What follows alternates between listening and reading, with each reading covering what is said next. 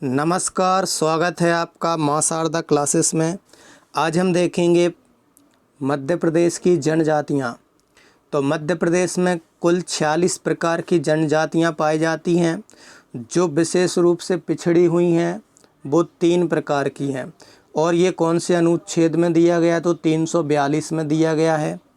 अब देखिए, पहले लोकेशन याद कर लेते हैं, कौन सी जनजाति कहाँ पर पाई जाती है। फिर उसके बाद देखेंगे हम कि इन जनजातियों से रिलेटेड फैक्ट क्या क्या हैं। तो देखो, जो सहारिया जनजाति है वो इस क्षेत्र में पाई जाएगी। अब इस क्षेत्र में कहीं भी पाई जा सकती है। यहाँ पर 3 क्षेत्र लिखे हैं, मतलब 3 जिलों के नाम लिखे हुए हैं। तो अब ज़रूरी नहीं कि इन तीनों में ही हो सकता है श्योपुर के पास भी मिल जाए ये। चलो, तो मुरैना, ग्वालियर और शिवपुरी में मिल जाएगी सहारिया। ठीक है, अभी इनके बारे में डिटेल पढ़ने वाले हैं अपन, केवल लोकेशन याद कर रहे हैं अभी। अब देखो, सतना, रीवा और सीधी में मिलेगी कौन सी जाति बताइए, कोल। ठीक है, उसके बाद सिंगरौली में मिलेगी कौन सी बताइए, सिंगरौली में। फिर शहडोल में, उमरिया में, अनूपपुर में। ये कौन सी मिलेगी बताइए, अगरिया जनजाति। ठीक है, उसके अलावा देखो, धार, खरगोन, खंडवा में मिलेगी बंजारा। और ये बंजारा जनजाति जो है ना, ये आपकी राजस्थान में भी पाई जाती है। चूँकि राजस्थान से सटा हुआ है, धार पास में ही है, धार ज़्यादा दूर नहीं है। उसके बाद भील जनजाति मिलेगी झाबुआ, अलीराजपुर और बड़वानी में, तो पास वाले इलाकों में मिलेगी। हमने क्या याद किया, सहारिया। सहारिया इस क्षेत्र में मिलेगी, कोल मिलेगी इस क्षेत्र में, फिर अगरिया इस क्षेत्र में मिलेगी। उसके बाद भील जनजाति मिलेगी सबसे पश्चिम में, और फिर ये बंजारा मिलेगी धार, खरगोन और खंडवा में। चलिए और देख लेते हैं, कोरकू मिलेगी बैतूल, छिंदवाड़ा, सिवनी में, और भारिया मिलेगी छिंदवाड़ा किले में। उसके बाद बैगा जनजाति देखो कहाँ कहाँ मिल रही है। बैगा जनजाति देखो शहडोल में मिल रही है, बालाघाट में मिल रही है। मंडला डिंडोरी में मिलेगी गोंड जनजाति। गोंड इम्पोर्टेंट है, इसलिए गोंड याद रखना। शॉर्ट में हमने यहाँ भी लिख दिया गया है। ठीक है, तो आप यहाँ से देख सकते हैं, और एक बार मैप खुद बना लेना और इनको भर के देख लेना। अब इनकी अपन डिटेल के बारे में बात करते हैं कि इनकी प्रमुख आपको याद रखनी है कि इनके त्यौहार, इनके देवता, इनके विवाह, बस ये याद रखने हैं। हाँ, इनके घर को क्या कहते हैं, कू किसके घर को कहते हैं। ठीक है, ये सभी। तो देखो, जनजातियाँ अनुच्छेद 366 के 25 के अनुसार समुदायों हैं, जो अनुच्छेद 342 में, जैसा कि हमने आपको बताया था, दिए गए हैं। तो एमपी में कुल कितने प्रकार की अनुसूचित जनजातियां हैं, तो ये हैं 46 प्रकार की, और 3 प्रकार से जो हैं वो विशेष पिछड़ी हुई हैं। तो कौन सी सबसे ज़्यादा पिछड़ी हुई हैं, बैगा, भारिया और सहारिया। तो इन जनजातियों के लिए आपने देखा होगा कि जब भी एमपी फॉरेस्ट की जॉब निकलती है या फॉरेस्ट गार्ड की निकलती है, तब उसमें क्या बताइए, इन जनजातियों के लिए विशेष प्रावधान दिया जाता है। मतलब इनको पेपर नहीं निकालना पड़ता। तो आपको लगता होगा कि इनके लिए सही है, पेपर नहीं निकालना पड़ता है इनको, तो मतलब ये तो गलत हो रहा है, अपन को पेपर निकालना पड़ता है। नहीं, बिल्कुल सही हो रहा है। इनको बहुत ज़्यादा नॉलेज रहता है पेड़ पौधों का, जड़ी बूटियों का। ठीक है, तुमने जिन जिन पेड़ के नाम नहीं सुने होंगे उनको उनके बारे में पता होगा, उनका यूज़ पता होगा। तो सबसे ज़्यादा प्रैक्टिकल नॉलेज है इन लोगों में, इसलिए इनको वो क्या बताइए, देनी ही चाहिए।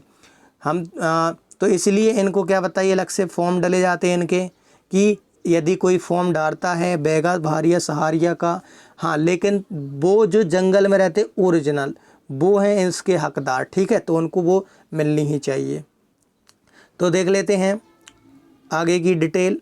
वर्ष 2011 की जनगणना के अनुसार, चूँकि अपन को पता है जनगणना हर 10 साल में होती है, अब 2021 में होगी, के अनुसार मध्य प्रदेश में 15.06% अनुसूचित जनजातियां हैं। तो अब देख लेते हैं प्रमुख जनजातियां। तो सबसे पहले देखो चमार।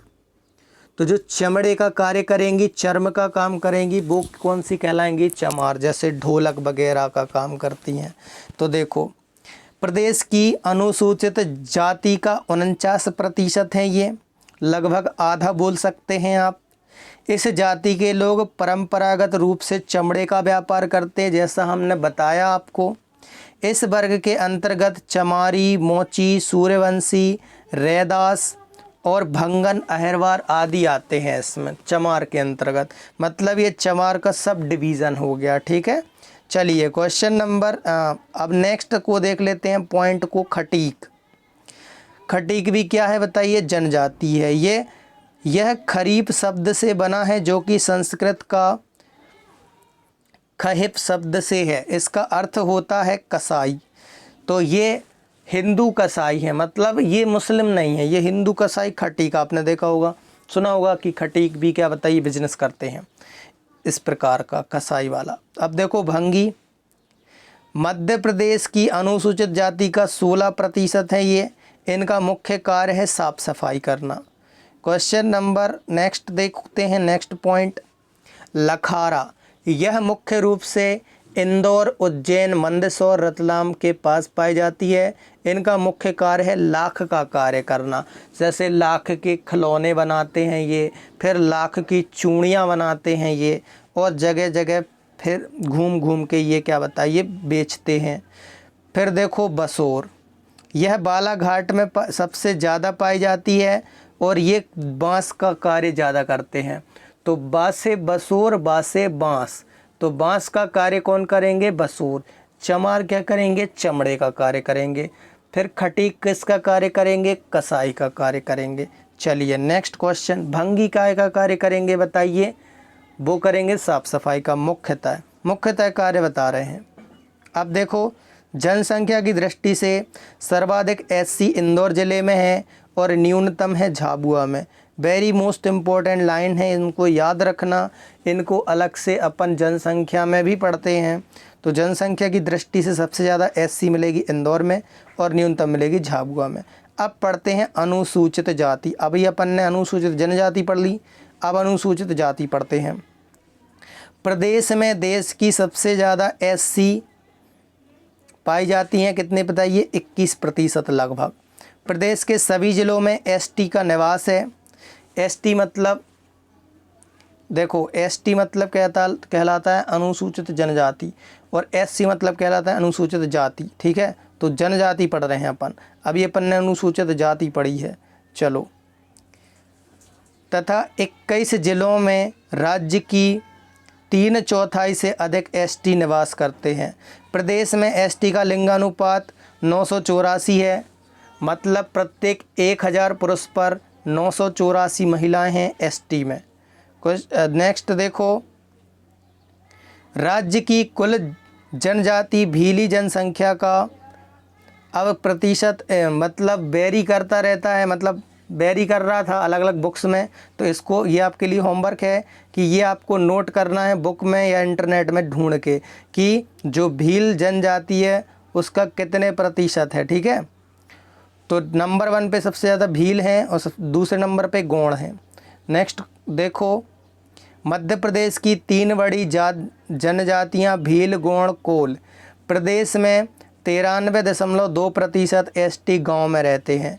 इनकी साक्षरता 50% है, लगभग 50% या आधी बोल सकते हो। बालाघाट ज़िले में मुख्य रूप से हलवा जनजाति रहती है। अब अलीराजपुर देखो, भावरा। विश्व का पहला सामुदायिक केंद्र शुरू किया गया था यहीं पर, भीली सामुदायिक केंद्र।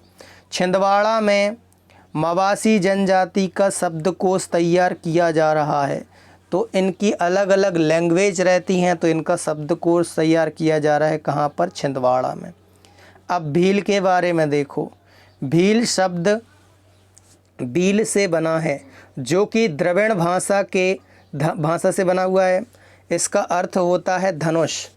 तो इसकी कोई अपनी भाषा नहीं है। भील के मकान को कू कहते हैं। ये क्वेश्चन पीएससी में कई बार आ चुका है कि भीलों के मकान को क्या बोलते हैं? कू बोलते हैं। ठीक है, तथा उस जगह को फाल्या कहते हैं, क्योंकि भील सबसे ज़्यादा पाई जाती है अपने यहाँ, ठीक है। फाल्या कहते हैं यह मुख्यतः ताड़ी पीना, मक्का खाना पसंद करते हैं। अब देखो मेन पॉइंट ये याद रखना, औरंगजेब के शासनकाल में भीलों ने इस्लाम धर्म को अपना बनाया, जिन्हें तड़ीवी भील भी कहा जाता है। जो मुसलमान भील हैं उन्हें तड़ीवी भील कहा जाता है। भीलों के गांव को पाल कहते हैं। तो ये 3 पॉइंट याद रखना। उनके मकान को कहते हैं कू, और जिस जगह पर वो रहते हैं वो कहलाता है फाल्या, और उनके गांव को कहेंगे पाल। ये क्वेश्चन आता है क्योंकि भगोरिया भीली का प्रसिद्ध नृत्य है जो होली में होता है। ये क्वेश्चन अपन ने MCQs में किया है, ठीक है, इसलिए इसको याद रख लो। उनके क्या बताइए, उनके विवाह कौन से होते हैं? विवाह परीक्षा विवाह होता है, जिसको क्या बताइए गोल गधेड़ो भी कहते हैं। उदाहरण विवाह भगोरिया या विधवा विवाह भी होते हैं इसमें। अब प्रमुख पर्व देख लो इनके। भगोरिया हो गया, जात्रा चलावनी हो गया। इनके प्रमुख देवता राजा पंथ हैं। सांप और घोड़े की ये पूजा करते हैं। भील दुनिया की अधिक रंग प्रिय जाति है, और भील स्त्रियां विश्व की सबसे अधिक गहना प्रिय हैं। चलिए अब देखो औषधि, अब देखो नोट, औषधि, झाड़ फूंक, रोग उपचार करने वाले पुजारी को पुजारी कहते हैं ये लोग, ठीक है। अब देखो अर्थशास्त्र में अब देखो अर्थशास्त्र नहीं, अस्त्र शस्त्र कौन कौन से यूज़ करते हैं। तो जैसा कि धनुष वर्ड से बना था, तो धनुष बाण भीलों का परंपरागत शस्त्र है। इसके अलावा तलवार, गुलेल, तीर आदि। प्रमुख नृत्य भगोरिया, धूमर, गौरी, ये याद रखना। उपजातियां हैं बरेला, भिलाला, ये सभी। अब देखते हैं गोंड के बड़े भाई की मृत्यु पर भाभी देवर विवाह हो जाता है। और कौन से विवाह होते हैं? गोंडों में पढ़ रहे हैं, ठीक है। पलायन विवाह, लमसेना विवाह, पटौनी विवाह, चरण विवाह और दूध लौटावा विवाह। दूध लौटावा मतलब एक ही घर में कर देते हैं। अब देखो निवास, कौन सा पढ़ रहे हैं अपन? गोंड, ठीक है। इनका निवास देखो, यह अत्यंत दुर्गम क्षेत्र में निवास करते हैं, जैसे पहाड़ियाँ हो गईं या घने जंगल हो गए, जहाँ पहुँच पाना असंभव है, जहाँ प्राथमिक सुविधाएं नहीं पहुँच पाती हैं। इनका घर घास फूस मिट्टी के बने होते हैं। इनमें स्थानांतरित कृषि, जिसे झूमिंग कृषि भी कहते हैं। तो ये क्वेश्चन आ चुका है कि झूमिंग कृषि कौन करते हैं, तो याद रखना गोंड जनजाति करती है। अब देखो रहन सहन, इनकी स्त्रियां आभूषण गोदना गुदवाती हैं, देखा होगा आपने। ये शाकाहारी और मांसाहारी दोनों होते हैं। मुख्यतः ये मोटे अनाज का सेवन करते हैं, क्योंकि आपको पता होना चाहिए कि दुर्गम इलाकों में मोटे अनाज ही मिलते हैं। मुख्यतः देवता देखो इनके, बूढ़ा देव हो गए, ठाकुर देव हो गए, माताबाई हो गई, सूरज देवी हो गई, दूल्हा देव हो गए, नाग देव हो गए, नारायण देव हो गए, खेर माता हो गई। तो आपको ये 3 जरूर याद रखने हैं, बूढ़ा देव, दूल्हा देव और खेर माता। ये किसकी हैं बताइए? गोंड जनजाति की हैं। चलो अब पर्व देख लो इनके। मेघनाथ, देखो ये क्वेश्चन किया था अपन ने, कर्मा और नवासिनी। अब देखो नृत्य देखो सुआ, दीवानी, भड़ोनी, सैला और सजनी। सैला आता है पेपर में। अब देखो इनकी उपजातियाँ कौन कौन सी हैं? प्रधान, ओझा, कमार, बड़ाईगिरी और अगरिया। अब बैगा जनजाति को देख लेते हैं। बैगा जनजाति मुख्य रूप से मंडला, डिंडोरी, बालाघाट क्षेत्र में पाए जाते हैं। बैगा द्रविड़ वर्ग की जाति है। इसका कुल लगभग 2.15% है। उपजाति प्रतिशत याद नहीं भी रखो तो कोई दिक्कत नहीं, सबसे बड़ी का जरूर याद रखना। उपजाति देखो निरोतियाँ, भरौतियाँ, बिछवाड़ा, फिर नाहर और कटमैना, ये सभी इनकी उपजातियां हैं बैगा की, याद रखना। प्रचलित विवाह देख लो कौन कौन से हैं। बैगा समाज में 6 प्रकार के प्रचलित विवाह हैं। जैसे मंगनी चढ़, मतलब एक प्रकार का क्या है, ये दहेज है। चोर विवाह, चोर विवाह जैसे मूवीज़ में देखते हैं आप कि लड़का लड़की भाग जाते हैं, तो ये चोर विवाह होता है इसमें। फिर होता है क्या बताइए, उधारिया विवाह, फिर होता है उठवा विवाह, फिर होता है पैदुल विवाह, फिर होता है लमसेना विवाह। लमसेना ने चोर को उठाकर पैदल चलकर उधारी चुका दी। ये ट्रिक है आपको याद रखने की, क्योंकि ये पूछे जाते हैं। तो ऐसे याद रखना, लमसेना ने, जो लमसेना सेना होती है वो चोर को उठाती कि नहीं बताओ, मतलब चोर को पकड़ती है, ऐसे याद रखो। सेना, सेना मतलब पुलिस। तो लमसेना ने चोर को उठाकर पैदल चलकर उधारी चुका दी, ठीक है। तो लमसेना विवाह हो गया, फिर चोर विवाह हो गया, फिर उठवा विवाह हो गया, फिर पैदल विवाह हो गया, फिर उधारी विवाह हो गया। तो ये सारे विवाह हो गए, ठीक है। चुका से हो गया, चुका से हो गया क्या बताइए, मंगनी, या चुका से हो गया चढ़ विवाह। चलो देवता देखो कौन कौन से हैं इनके मुख्य देवता बूढ़ा देव हैं, जो साल के वृक्ष पर रहते हैं, बैरी मुस्त IMP, इसलिए साल के वृक्ष की क्या बताइए पूजा करते हैं, ठीक है। तो ये वृक्षों की पूजा करते हैं। प्रकृति के क्या बताइए ये लोग, मतलब प्रकृति की भी पूजा करते हैं। तो बूढ़ा देव क्या बताइए साल वृक्ष के में रहते हैं। इनको मुर्गा, नारियल, मदिरा चढ़ाई जाती है। ठाकुर देव गांव की भूमि के देवता होते हैं। भूमि के देवता पूछे तो ठाकुर देव बोलेंगे, ठीक है। बीमारियों की रक्षा के लिए होते हैं बूढ़ा देव। अब देखो सामाजिक व्यवस्था देख लो इनकी, ये होते हैं पितृसत्तात्मक, मतलब पुरुषों पर क्या बताइए प्राथमिकता ज़्यादा होती है। इनमें गोत्र प्रथा, विधवा विवाह प्रचलित होते हैं।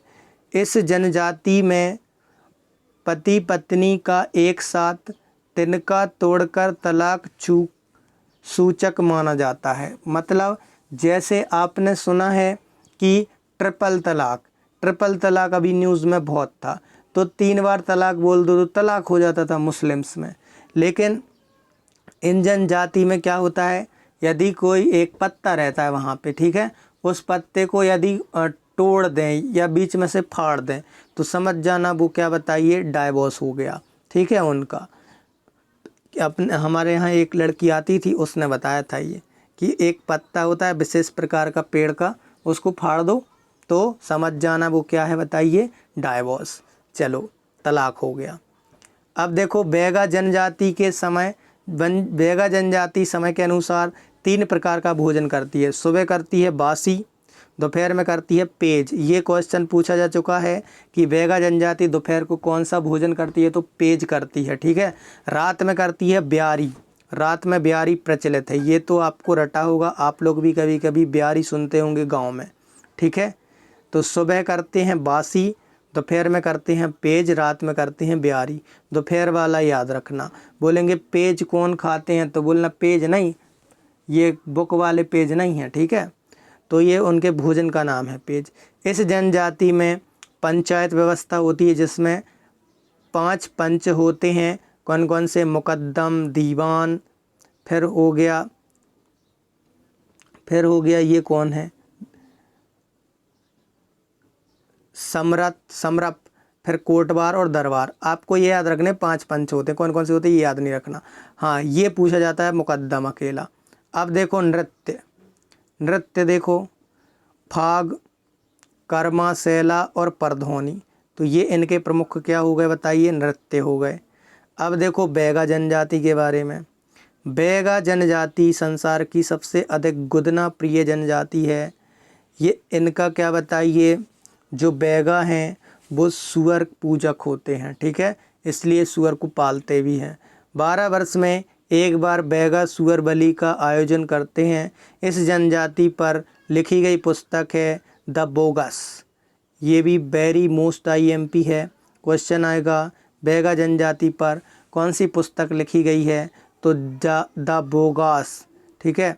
तो द बोगस बैगा से मिलती जुलती है, ठीक है। इसके रचयिता कौन थे बताइए, बैरियर 11 थे। कोल जनजाति को देखते हैं अब अपन। इनका मूल स्थान रीवा जिले का कुराली क्षेत्र है। कुराली क्षेत्र याद रखना, ठीक है, रीवा जिले का। उल्लेख देखो मत्स्य पुराण, ऋग्वेद, महाभारत आदि ग्रंथों में भी इनका उल्लेख मिलता है। मतलब काफ़ी पुरानी जनजाति है ये। कोल जनजाति शहर गांव में अपना अलग अलग मोहल्ला बनाकर रहते हैं। यदि शहर में रहेंगे तो इनका एक अलग ही मोहल्ला बना रहेगा, जैसा कि आपने देखा होगा दमोह में भी हैं और आपके अलग अलग शहर में भी होंगे। फिर देखो गांव में भी इनका अलग मोहल्ला होता है। फिर संबंध देखो, ये अपना संबंध बताते हैं सबरी से कि सबरी हमारी जाति की थी, ठीक है। उसके बाद देखो प्रतिशत देखो 7.6% है कुल जनजाति का। मृत्यु पर दफनाने की प्रथा प्रचलित है इनमें। सिर्फ मुस्लिम्स ही नहीं दफनाते हैं, इनके अलावा ये जनजाति भी दफनाती है। चलो अब देखो निवास देखो, इनके घर घास लकड़ी के बने होते हैं।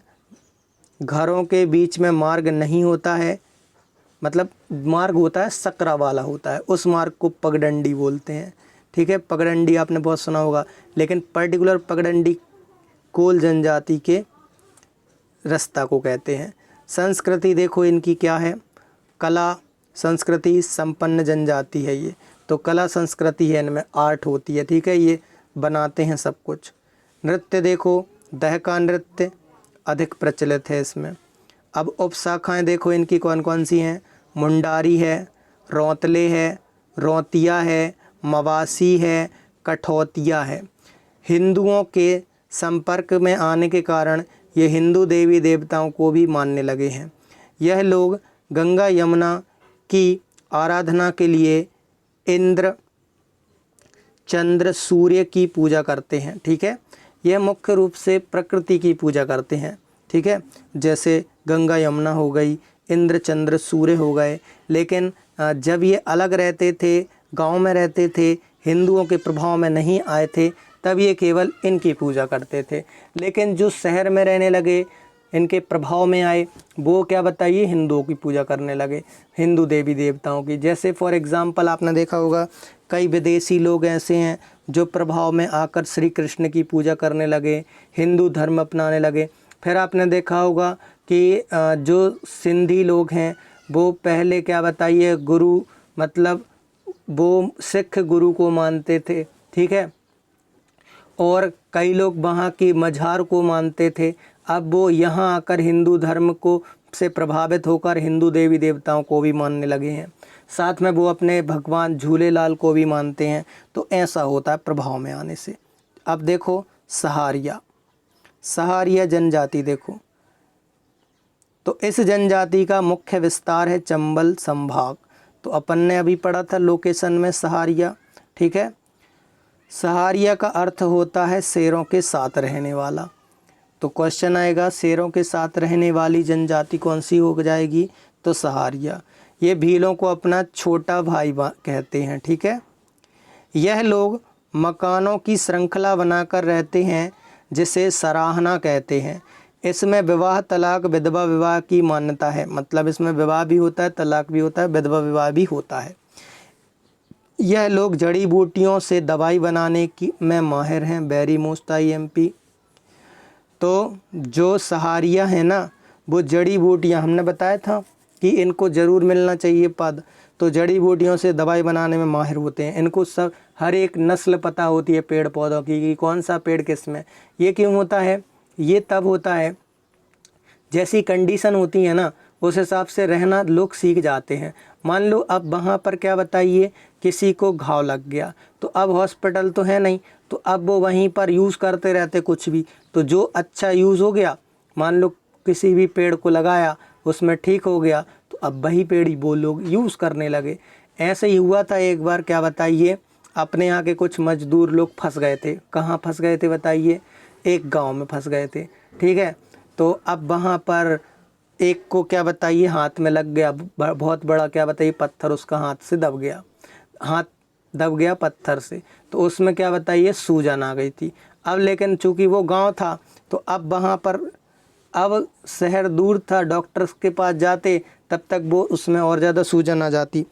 तो उन लोगों ने, जनजातियों ने क्या किया, जो अपना ये खाने वाला होता है, अदरक हो गया, मिर्ची, लहसुन, ये सब कुछ उनने मिला के पेस्ट बनाया और उसको क्या बताइए उनने गर्म किया और मिर्ची भी डाल दी उसमें और उस पर लगा दिया। बोले शुरुआत में जलन होगी, यदि जलन को सह लोगे तो सब ठीक हो जाएगा। तो सूजन 5 मिनट बाद ठीक हो गई थी, बताओ। तो ये क्या बताइए, जिस कंडीशन में रहते हैं फिर उसमें वो जीना सीख जाते हैं कि अपन को कैसे क्या करना चाहिए। तो ऐसे धीरे धीरे धीरे धीरे करके विकास होता है, ऐसे एक बार में नहीं होता है कि आपने एक बार में ही कुछ लगा, कुछ पेट दर्द हो रहा है तो ये वाली जड़ी बूटी खा लो। प्रैक्टिकल करते गए तो कई वर्षों से कर रहा है वो, तो आज उनको इतना नॉलेज हो गया। मान लो एक किसी व्यक्ति ने 20 साल की उम्र से प्रैक्टिकल करना शुरू किया और वो 60 साल, 65 साल, 80 साल तक उसने कई जड़ी बूटियाँ खोज ली, तो वो अपनी आगे वाली पीढ़ी को बताएगा। तो जो आगे वाली पीढ़ी है उसको तो 5 मिनट में पता चल गया, लेकिन वो उसकी बरसों की मेहनत थी, है ना। तो इनकी मेहनत इनको मिलनी चाहिए। तो ये जड़ी बूटियों का नॉलेज रखते हैं। यह मूल रूप से हिंदू त्यौहार, देवी देवताओं को मानते हैं। इनकी संस्कृति में पटेल मुखिया कहलाते हैं। तो इनके मुखिया को क्या बोलते हैं, पटेल। अब पढ़ते हैं अपन भारिया जनजाति को। भारिया जनजाति देखो, हाँ, जनजातियाँ टॉपिक आप वीडियो से ही पढ़ना, क्योंकि आप यदि उससे पढ़ते हैं बुक से तो आप बोर हो जाएंगे, समझ में नहीं आएगा, ठीक है। बाकी सब टॉपिक आप बुक से पढ़ सकते हो, रिवाइज कर सकते हो, लेकिन आप ये जनजातियाँ इसी से पढ़ना। भारिया का अर्थ देखो क्या होता है। भारिया का अर्थ होता है भार ढोने वाला। तो जो भार ढोता है वो भारिया है। यह मुख्य रूप से छिंदवाड़ा, सिवनी, मंडला जिले में पाया जाता है, जैसा कि हमने आपको बताया था। इस जनजाति का एक छोटा समूह छिंदवाड़ा जिले में पातालकोट में सदियों से रह रहा है। वेरी मोस्ट इम्पोर्टेंट है ये क्वेश्चन कि इसका एक जो छोटा भाग है ना, वो पातालकोट में कई सदियों से रह रहा है। यहाँ पर समय रुका हुआ सा प्रतीत होता है। इस क्षेत्र के निवासी, मतलब आज भी जैसे पहले रहते थे वो आज भी वैसे ही रहते हैं। इस क्षेत्र के निवासी पूरी दुनिया से अलग जीवन जी रहे हैं। मतलब उनको पता ही नहीं है कि दुनिया में क्या चल रहा है। मोदी जी कौन है, मोदी जी अपने प्रधानमंत्री बन चुके हैं दूसरी बार, उनको नहीं पता है कि मध्य प्रदेश में सरकार गिर चुकी है। मतलब उनको दुनिया से मतलब ही नहीं है, ठीक है। उनका एक अलग ही क्षेत्र है। तो आपको कभी दूसरे दुनिया में जाना हो तो आप पातालकोट जा सकते हैं। पातालकोट में और दूसरी दुनिया में जाना हो तब आप कहाँ जा सकते हैं बताइए, नॉर्थ सेंटिनल द्वीप पर जा सकते हैं। वहाँ पर मिलेगी जनजातियाँ नेग्रिटो टाइप की। तो इसमें 90% भारिया जनजाति पाई जाती हैं। उपजातियाँ देखो, यह राजा कर्णदेव को अपना पूर्वज मानते हैं। कर्णदेव बघेल का नाम सुना होगा अपने इतिहास में। प्रमुख उपजातियां हैं इनकी भूमियां और पेड़ों।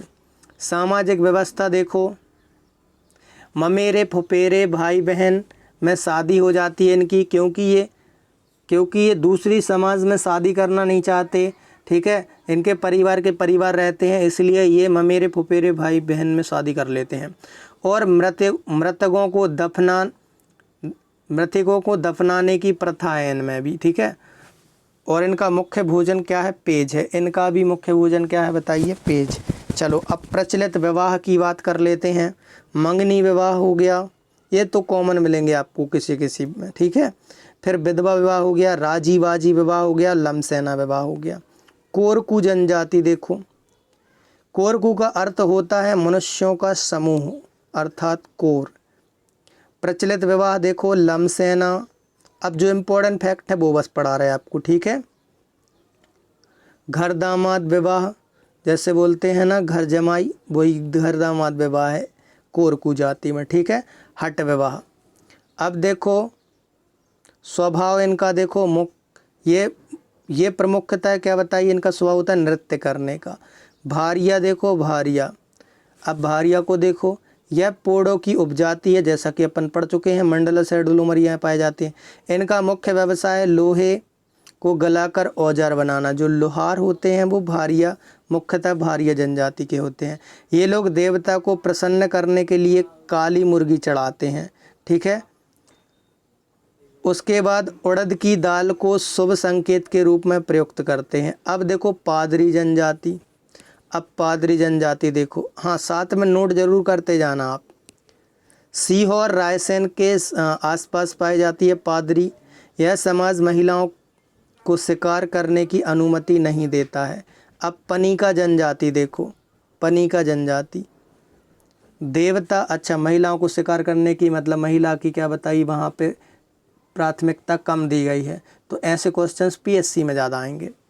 देवता सूर्य, इंद्र, हनुमान, दूलादेव, बूढ़ी माता, मरी माता और हुल्की बाई, और ये सभी सीधी शेड्यूल से रिलेटेड हैं पनिका जनजाति। ठीक है, तो ये सभी नाम आपने सुने होंगे, ये पनिका जनजाति के हैं। और पनिका मुख्य रूप से बुनकर जनजाति है, ये इम्पोर्टेंट है, ये बुनते हैं और बुनकर बेचते हैं, कुछ भी बुनवा लो इनसे।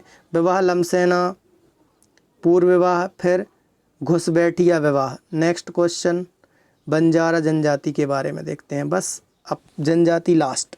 बंजारा अपन ने पढ़ा था, सीमा क्षेत्र में है और ये राजस्थान में भी पाई जाती है। तो मुख्य निवास इनका निमाड़ क्षेत्र है। बंजारा स्त्रियां संसार की सबसे अधिक श्रृंगार प्रिय हैं, श्रृंगार प्रिय हैं। सबसे ज़्यादा श्रृंगार प्रिय किसकी हैं बताइए, बंजारा की हैं। ठीक है, उसके बाद बंजारा को कंघी का आविष्कारक भी माना जाता है। तो जो आप कंघी यूज़ करते हैं ना, वो सबसे पहले किसने खोजी थी, बंजारा ने खोजी थी, क्योंकि ये श्रृंगार प्रिय हैं। तो आपने देखा होगा कि जो बंजारा जनजाति होती हैं वो क्या बताइए, ज़्यादा श्रृंगार करती हैं, ज़्यादा क्या बताइए श्रृंगार करती हैं, लिपस्टिक लगाती हैं, कंघी करती हैं, फिर बहुत सारे वो गहने पहनती हैं, अजीब अजीब प्रकार के, वो बंजारा जनजाति हैं। ठीक है, तो ये सभी था जनजातियों के बारे में। तो ये थे प्रमुख पॉइंट। अब नेक्स्ट पढ़ेंगे हम समारोह को, नेक्स्ट वीडियो में हम पढ़ेंगे समारोह। तब तक के लिए जय हिंद।